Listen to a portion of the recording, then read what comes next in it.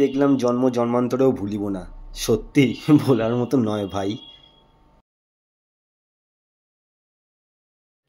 Hi guys, welcome back to our another blog. তো এই ব্লগটা একটা ট্রাভেল রিলেটেড। তো আমরা কিছুদিন আগে আমরা সিকিম গেছিলাম। সিকিম গিয়ে আমরা মানে একটা অদ্ভুতই মানে খুবই অদ্ভুত একটা ওয়েদারের মানে সম্মুখীন হয়েছিলাম, যেখানে আমরা পেয়েছি বরফ, হালকা বৃষ্টি, তারপরে রোদ্দুর ছিলই, মানে অতিরিক্ত ক্লিয়ার স্কাই, মানে কাঞ্চনজঙ্ঘা প্লাস আরও অনেক পিক একসাথে দেখতে পেয়েছিলাম। ঠিক আছে, তো শুধু তাই নয়, সেখানে মানে আমরা যাদের সাথে গেছিলাম, যে যিনি ড্রাইভার সাহেব ছিলেন, মানে উনি এত সুন্দর সুন্দর রেস্টুরেন্টে নিয়ে যাচ্ছিল আমাদের, মানে সেখানকার ফুড, লোকাল ফুড সব কিছুই আমরা মানে পরখ করে দেখেছিলাম। তো আমাদের ওই ট্রিপটা খুবই ভালো ছিল। তাই আশা করি আপনাদেরও ভালো লাগবে। তাই জন্যই আমি এটা একটা ভিডিও বানিয়ে এটা আপনাদের সাথে শেয়ার করছি। আর কেমন লাগলো কমেন্ট বক্সে অবশ্যই জানাবেন, ঠিক আছে? আর যা জিনিস আপনারা দেখবেন, আশা করি আপনারাও সিকিম যাওয়ার জন্য খুব তাড়াতাড়ি ব্যস্ত হয়ে উঠবেন। আশা করি আপনাদের ভালো লাগবে, ব্লগটা দেখে নিন। চলুন। আমরা শিয়ালদা থেকে অফিসের কাজ শেষ করে রাত্রিবেলা পদাতিক এক্সপ্রেস ধরেছিলাম। তো সেটা আমাদের সকালবেলা পৌঁছে দিয়েছিল এনজিপি।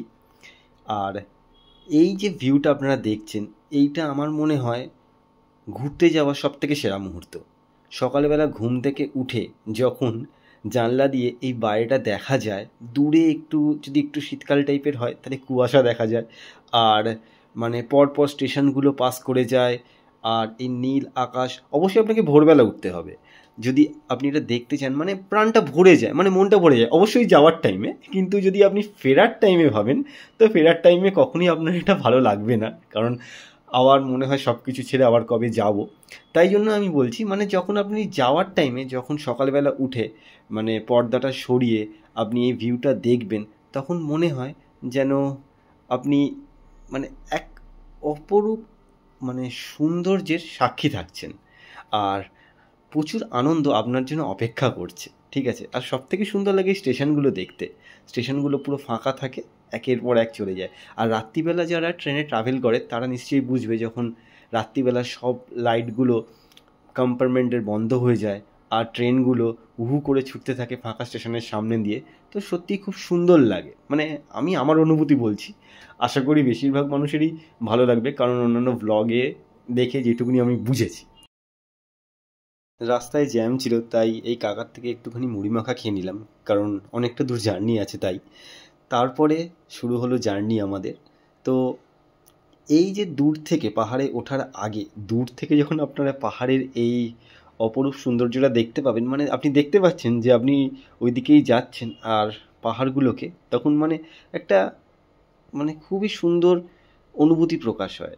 আর তারপরে পাহাড়ের এই বাঁকগুলো, মানে যখন আস্তে আস্তে আপনি ওপরে উঠছেন, তখন আপনি আরও ফিল করতে পারবেন সুন্দর যে মানে গরম জায়গা থেকে আপনি আস্তে আস্তে আস্তে ঠান্ডার প্রভাবটা পাচ্ছেন। তো এটাকে মানে এটা এনজয়, মানে আপনি যদি না পৌঁছান ওখানে গিয়ে, তো আপনি কখনোই কিন্তু এই মানে উপলব্ধি করতে পারবেন না এই ভালো লাগাটা। ঠিক আছে, তো আজকে আমি এখন ভয়েস ওভার দিচ্ছি, কিন্তু আমি ফিল করতে পারছি সেই সময়টার মানে আনন্দটা। ঠিক আছে, মানে আমরা যাচ্ছি গাড়িতে কি, আর পাশে আমরা এই সিনিক বিউটিগুলো দেখতে দেখতে যাচ্ছি, তো খুবই সুন্দর লাগছিল।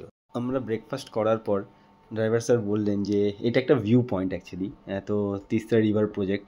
তো এইখানে উনি বললেন একটুখানি ওয়েট করার জন্য, তো আর জিনিসগুলো দেখার জন্য ভালো করে।